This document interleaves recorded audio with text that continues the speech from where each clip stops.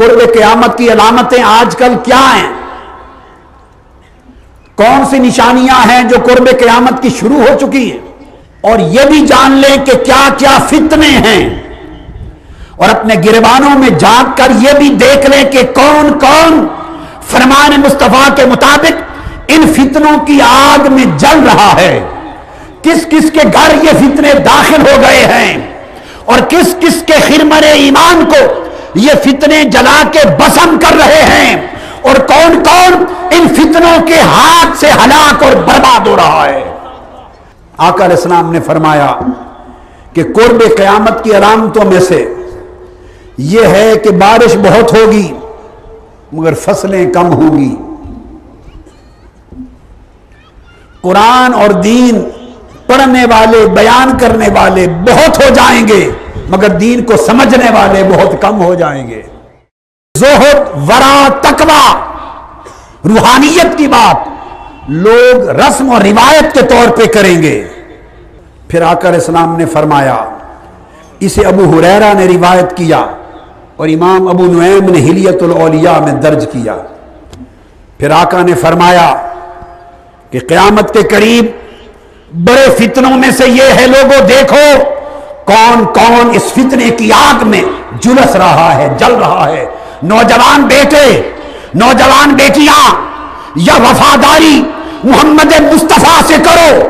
یا وفاداری ابلیس اور شیطان سے کرو، یا ادھر ہو جاؤ یا ادھر ہو جاؤ، دونوں گھر، خدا کا گھر شیطان کا گھر بیک وقت راضی نہیں ہو سکتا۔ خدا کے لیے اپنے گھر شیطان کے حملوں سے پاک کر دو۔ ماں باپ جو اندھی نیند سوئے ہوئے ہیں، غفلت کی نیند سوئے ہوئے ہیں، جو اپنے بچوں کو ہر روز فیشنوں پر لگائے جا رہے ہیں، فیشنوں پر لگائے جا رہے ہیں، اور دیکھ کر خوش ہوتے ہیں کہ میرا بیٹا میرا بیٹی ایسے فیشن کے لباس پہن رہا ہے، خدا کے لیے خدا رسول کی لعنت سے بچ جاؤ، دوزخ سے بچ جاؤ، اپنا ایمان اور آخرت بچا لو۔ دورنگی چھوڑ دے، یک رنگ ہو جا، سراسر موم یا پھر سنگ ہو جا۔ اب وہ حدیث آ رہی ہے، حضور نے فرمایا مرد لوگ بھی ریشمی لباس اور عورتوں جیسے کپڑے پہننے لگ جائیں گے، تجارت اور مال میں کثرت ہو جائے گی، مگر لوگ برکت میں شکوہ کریں گے، پوری نہیں پڑے گی۔ لوگوں کی عزت مال دیکھ کر کی جائے گی، عزت علم پر نہیں ہوگی، تقویٰ پہ نہیں ہوگی، سیرت و کردار پہ نہیں ہوگی، مال پر، دولت کی چھنکار پر عزت ہوگی۔ کثرت الفاحشہ، اور بے حیائی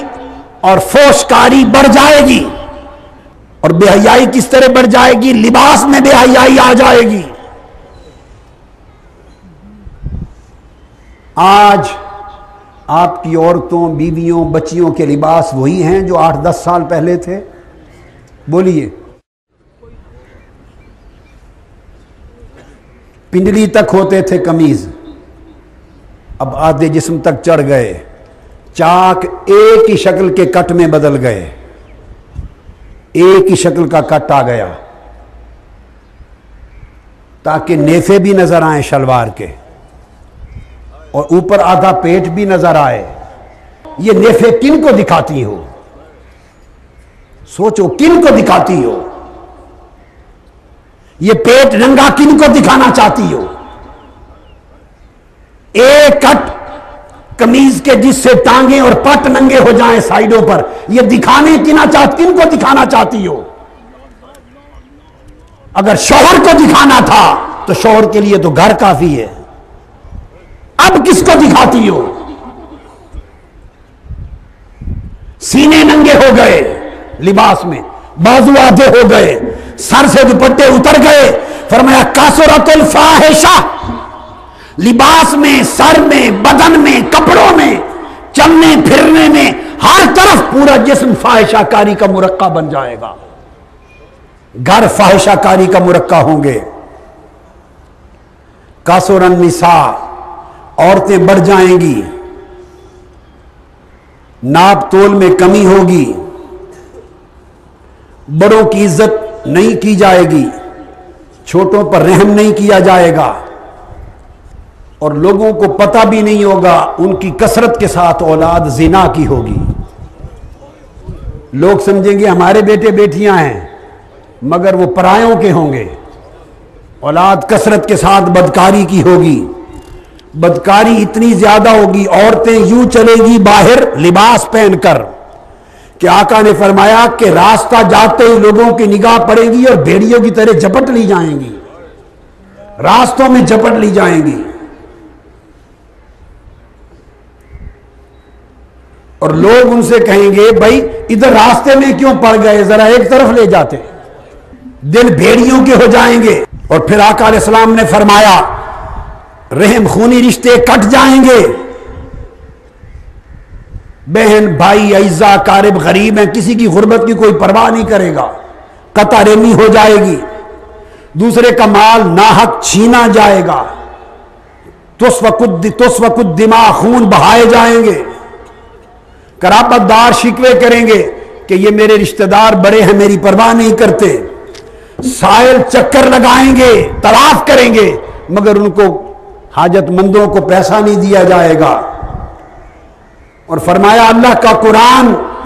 اس کا سمجھنا پڑھنا آر سمجھا جائے گا، اور فرمایا میرے آقا نے حتیٰ کہ اسلام غریب ہو جائے گا، اسلام غریب ہو جائے گا یعنی تنہا رہ جائے گا، اسلام کا نام لینے والے بھی اپنے عمل میں اسلام سے علیحدہ ہو جائیں گے، اسلام تنہا رہ جائے گا، لوگوں کے درمیان دشمنی حسد اور عداوت پیدا ہو جائے گی، علم اٹھا لیا جائے گا، عمریں کم ہو جائیں گی،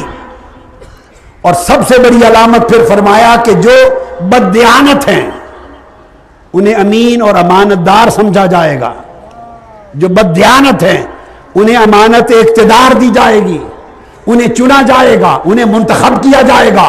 انہیں اپنا امیر نمائندہ بادشاہ بنایا جائے گا، جو بددیانت ہیں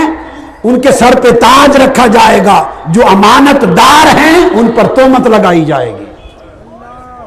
جو لوٹنے والے ہیں کرپٹ ہیں بے ایمان ہیں ان پر انگلی اٹھائی جائے گی، اور جو سر تا پا ایماندار ہیں ان پر تہمت لگائی جائے گی۔